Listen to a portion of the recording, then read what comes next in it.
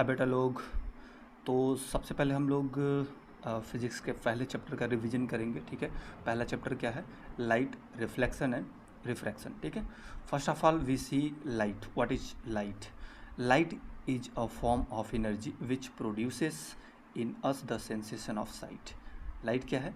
Light is a form of energy, energy की एक form है जो प्रोड्यूस करता है हमें सेंसेशन ऑफ साइट को देखने में हेल्प करता है। ठीक है, whatever we are able to see surrounding us due to the light. Okay, light क्या करता है? सेंसेट करता है, उसके बाद से हम लोग देखने के लिए एबल होते हैं। फिर उसके बाद इसके बाद नेक्स्ट टॉपिक है some important terms of the respect to light. ठीक है, कुछ टर्म्स होते हैं जो लाइट के रेस्पेक्ट में उसे जानना जरूरी होता है, तो वो हम देखेंगे। ठीक है, तो सबसे पहले देखेंगे source. What is source? Source क्या होता है? Source is an object means source of light. Object होता है और सोर्स ऑफ लाइट होता है। एक ऐसा ऑब्जेक्ट होता है जहाँ से हम लोग क्या करते हैं? रिसीव करते हैं लाइट को। ठीक है, from which light is given out, जहाँ से लाइट क्या होता है? आउट आता है। ठीक है, लाइट जो होता है वहाँ से आउट होता है। It can be natural and man made. ये दो तरीके का हो सकता है, एक मैन मेड और नेचुरल हो सकता है। ठीक है, जैसे कि सन है वो नेचुरल है, और जैसे हमारा कैंडल है और इलेक्ट्रिक बल्ब है और जो घर का जो लैम्प है, तो वो सब सारे क्या है? मैन मेड है, क्योंकि ह्यूमन मेड द्वारा बनाए गए हैं। ठीक है, basically according to the physics the source of light are two types के होते हैं। मैन मेड और नेचुरल तो होते ही हैं। ठीक है, but according to the physics language, self luminous और नॉन ल्यूमिनस। ठीक है, तो सेल्फ ल्यूमिनस क्या होता है? Luminous it is that which possesses light of its own, जो खुद के पास, जो अपने खुद के पास लाइट रखता है, उसे हम क्या कहते हैं? सेल्फ ल्यूमिनस ऑब्जेक्ट बोलेंगे। ठीक है, फॉर एग्जांपल जैसे सन है, स्टार, ये गलत लिखा हुआ है बेटा, यहाँ से आर नहीं रहेगा, एक सेकेंड, यहाँ से आर नहीं है, 1 सेकेंड, यहाँ पे स्टार्स रहेगा, ऐसे में समझ लो, stars and candles and electric bulbs. ठीक है, तो ये देखो इसके अंदर सारे हैं, मैनमेड है और नेचुरल, दोनों मैंने बता दिया। तो सेल्फ ल्यूमिनस जिसके पास क्या होगा? लाइट होगा, वो जो लाइट प्रोड्यूस करने का एबिलिटी रखता होगा, उसे हम क्या बोलेंगे? Self luminous. नॉन ल्यूमिनस क्या होता है? It is that which does not possesses light of its own, जो खुद अपने पास लाइट नहीं होता है, वो रिसीव जो करता है वो ल्यूमिनस ऑब्जेक्ट से करता है, उसके बाद से वो क्या करता है? वो ब्राइट होता है या फिर वो प्रोड्यूस करता है। जैसे अर्थ है, मून है, टेबल है, एक्सेट्रा वट एवर जो भी हम चीज़ें देख रहे हैं, वो कैसे देख पा रहे हैं हम? क्योंकि जो ल्यूमिनस ऑब्जेक्ट है उससे लाइट निकल रहा है। ठीक है, उससे लाइट निकल रहा है और हमें सेंसेशन कर रहा है, हम देखने के लिए, फिर हमें सेंसेट कर रहा है, फिर हम उसे देख पा रहे हैं। ठीक है, so that is next topic is medium. Medium क्या? What is medium? A medium is a substance through which light enters means propagate or to tries to do. Medium क्या होता है? मीडियम एक ऐसा सब्सटेंस है या ऑब्जेक्ट आप बोल सकते हो जिससे लाइट जो है हमेशा पास करने की कोशिश करता है, प्रोपेगेट करने की कोशिश करता है या उससे इंटर करता है। अकॉर्डिंग टू दैट मीडियम जो होता है 3 टाइप्स होता है। पहला होता है ट्रांसपेरेंट। ट्रांसपेरेंट ये होता है जो लाइट को 100% या बोल सकते हैं 98%, मतलब मैक्सिमम इंटर इजीली से, अगर लाइट उसके आसपास जो भी है उसे इंटर कर जा रहा है इजीली, तो ये क्या कहलाएगा? ट्रांसपेरेंट कह रहा है। ठीक है, एग्जाम्पल आप ग्लास ले सकते हो, वाटर ले सकते हो, एयर ले सकते हो। ठीक है, इससे ट्रांसपेरेंट है, इससे लाइट 100% तो हम नहीं बोल सकते, बट ये है कि 98%, 99%, मतलब मैक्सिमम बहुत कम जो होता है वो रिफ्लेक्ट करता है। ट्रांसलेशन क्या होता है? जो पार्शियली लाइट को जाने दे, जैसे पेपर है, कलरफुल ग्लासेस होते हैं, तो उससे लाइट टोटली मतलब नहीं आती है, बट क्या होता है कि उससे पार्शियली कुछ हिस्सा वहाँ से ट्रांसपेरेंट की तरफ निकल जाती है। ठीक है, ओपैक क्या होता है? जिससे लाइट बिल्कुल ना जाए, जैसे वुड है, कुछ मेटल्स हैं, तो ये सब सारे हैं। ठीक है, अगला टॉपिक है रेज। रे क्या होता है? Area of light is a straight line path. आपको पता है कि जो स्पीड ऑफ जो लाइट है वो हमेशा स्ट्रेट लाइन में चलती है, ठीक है, तो हम रे कहते हैं। तो ये रे ऑफ लाइट क्या है, एक स्ट्रेट लाइन पाथ है अलॉन्ग विच लाइट ट्रेवल करता है। रे का मतलब होता है एक पाथ होता है जिसके थ्रू लाइट क्या करती है, मूव करती है, ठीक है। तो ये आपको दिख रहा है यहाँ पे ऐसे, ये इसके आगे यहाँ पे टेल है, तो जिस साइड इसका टेल बना होता है वो उसका डायरेक्शन होता है किसका, लाइट का, ओके। ये नंबर ऑफ रेज, जब इसी रेज को कई सारे जब नंबर्स होते हैं एक दूसरे के साथ आते हैं, ठीक है, तो ये एक बीम ऑफ लाइट होते हैं। क्या होते हैं, एक लाइट का बीम बना लेते हैं, ठीक है, ऐसे बहुत सारे लाइट आते हैं एक साथ, तो बीम ऑफ लाइट बना लेते हैं।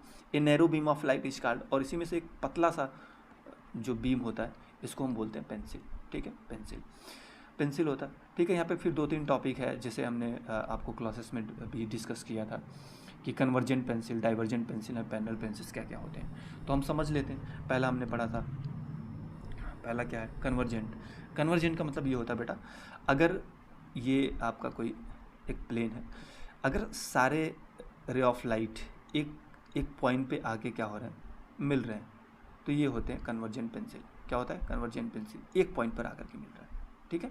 तो सारे रे ऑफ लाइट क्या कर रहे हैं, कन्वर्ज कर रहे हैं एक जगह पर। ये कन्वर्जेंट रे भी बोल सकते हो, ठीक है, कन्वर्जेंट रे बोल सकते हो। दूसरा कंडीशन है डाइवर्जेंट पेंसिल। डाइवर्जेंट पेंसिल ये होता है बेटा, अगर एक पॉइंट से सारे के सारे जो रेज हैं, रे ऑफ लाइट है, वो निकल रहे हैं, तो ये डाइवर्जेंट पेंसिल होता है। पैरेलल आपको पता है, तीसरा पैरेलल का मतलब होता है जब सारे रेज क्या होंगे, एक दूसरे के पैरेलल होंगे, ठीक है।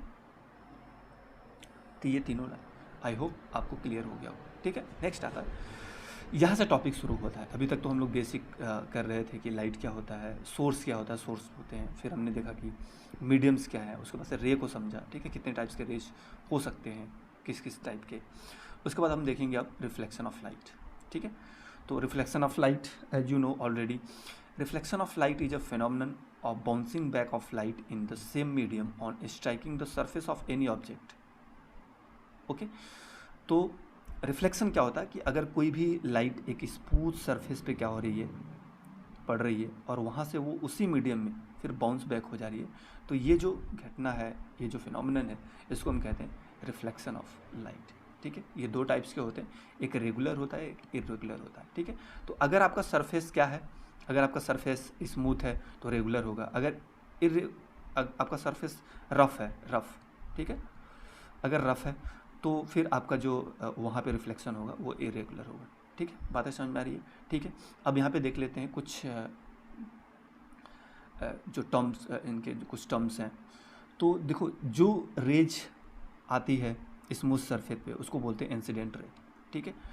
और जो आफ्टर बाउंसिंग बैक के बाद जो ये देखो इसका इधर से होगा, ठीक है, ये बाउंस बैक कर रही है ना, तो ये वापस इसका डायरेक्शन ऊपर की तरफ होगा, तो ये डायरेक्ट कर रही है, तो ये रिफ्लेक्टेड रे कहलाएगी, ठीक है।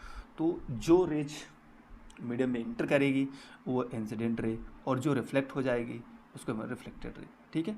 और सरफेस के साथ जो 90 डिग्री का एंगल बना के जो एक लाइन खींचेंगे हम लोग, उसको बोलेंगे नॉर्मल। यानी हम बोलेंगे कि सरफेस पे अगर हम परपेंडिकुलर कोई ड्रा कर देते तो वो नॉर्मल कहलाएगा, ठीक है, ओके। अगर इंसिडेंट रे नॉर्मल के साथ जो यहाँ पर एंगल बना रही है, नॉर्मल के साथ यहाँ पे नॉर्मल के साथ, तो इसको आई से डिनोट करते हैं, इसको बोलते हैं एंगल ऑफ इंसिडेंस। क्या बोलते हैं, एंगल ऑफ इंसिडेंस।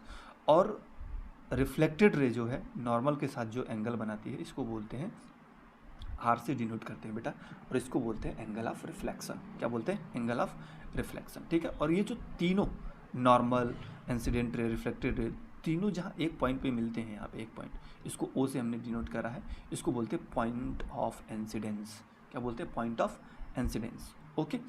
देखो, रिफ्लेक्शन ऑफ लाइट के 2 लॉज होते हैं, ठीक है। इसमें पहला लॉ ये होता है कि the incident ray, the reflected ray and the normal at the point of incidence. मैंने आपकी ऑलरेडी बताया है कि ये जो ओ पॉइंट है जहाँ पे तीनों मिल रहे हैं, ठीक है, इंसिडेंट रे, नॉर्मल और जो रिफ्लेक्टेड रे जहाँ से बाउंस कर रहे हैं, ये पॉइंट ऑफ इंसिडेंस होता है। All lies in the same plane. Same plane का मतलब होता है, आप कोऑर्डिनेट पढ़े होंगे, सेम प्लेन हमने पढ़ा है कि ये एक्स एक्सिस होता है, ये वाई एक्सिस होता है। तो देखो, आपका जो लाइट आ रहा है यहाँ पर, फिर ये इसी में बाउंस बैक हो रहा है, तो एक प्लेन में, और ये देखो नॉर्मल भी है, इंसिडेंस भी है और रिफ्लेक्टेड रे भी है, तो ये तीनों के तीनों एक ही प्लेन में क्या कर रहे हैं, लाई कर रहे हैं। ये देखो, ये एक्स एक्सिस में, ये वाई एक्सिस में है, तो वाई एक्सिस में ये फिर इधर नहीं आ रहा है, ठीक है, इतनी बातें समझ में आ रही है। तो ये होता है। सेकेंड लॉ क्या होता है, the angle of reflection R, angle of reflection हमने बताया आपको, जो रिफ्लेक्टेड रे जो नॉर्मल के साथ एंगल बनाता है तो उसको एंगल ऑफ रिफ्लेक्शन बोलते हैं, is always equal to angle of incidence, always equal to the, देखो नॉर्मल के साथ जो इंसिडेंट रे आती है तो एंगल आई जो होता है, एंगल आई जो होता है हम हमेशा एंगल आर होगा।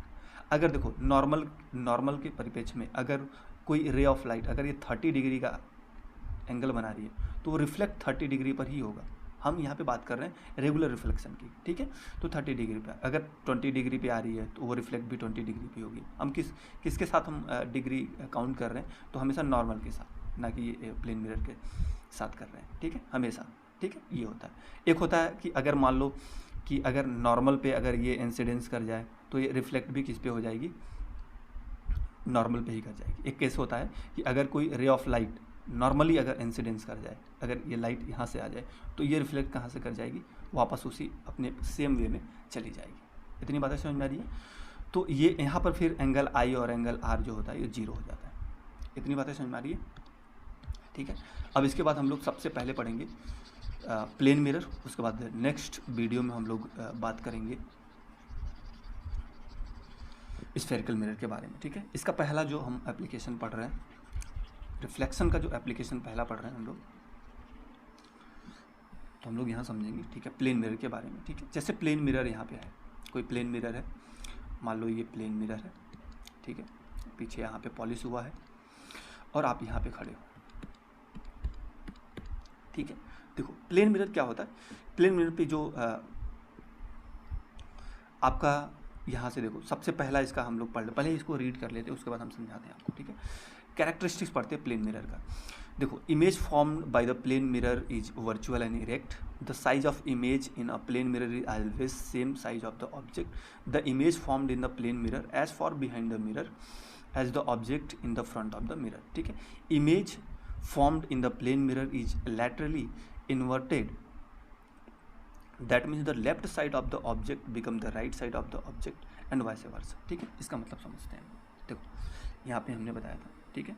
पहली बात तो ये है कि जो इमेज जो बनेगा वो वर्चुअल होगा, क्या होगा, वर्चुअल होगा एंड इरेक्ट होगा, इरेक्ट होगा, ठीक है। वर्चुअल का मतलब ये होता है कि can not take on the screen, on the screen. देखो जो भी इसके अंदर इमेज बनेगा ना, इसको दोबारा हम फिर किसी स्क्रीन पे नहीं ले सकते, बट आगे हम पढ़ेंगे वहाँ पे रियल और इन्वर्टेड का हम, ठीक है, पढ़ेंगे। तो हम देखेंगे स्फेरिकल मिरर में ये सारे बनेंगे, ठीक है। तो हमें बस इतना याद रखना है, वर्चुअल का मतलब ये हो सकता है, वर्चुअल, और वर्चुअल के साथ हमेशा इरेक्ट होता है, ये घटना याद रखना है, वर्चुअल के साथ हमेशा क्या होता है, इरेक्ट होता है, ठीक है। तो पहली बात ये याद है, तो प्लेन मिरर में जो इमेज बनेगा वो वर्चुअल होगा और इरेक्ट होगा, ठीक है। और जितनी दूरी पे तुम खड़े हो, मान लो तुम 10 मीटर पे खड़े हो, तो तुम्हारा इमेज भी जो इधर बनेगा वो 10 मीटर पे बनेगा, 10 मीटर पे बनेगा, ठीक है। तो हमेशा सेम दूरी पर तुम्हारा इमेज भी बनता है, जितने दूरी पे ऑब्जेक्ट खड़ा है उतना ही सेम दूरी पे, ठीक है।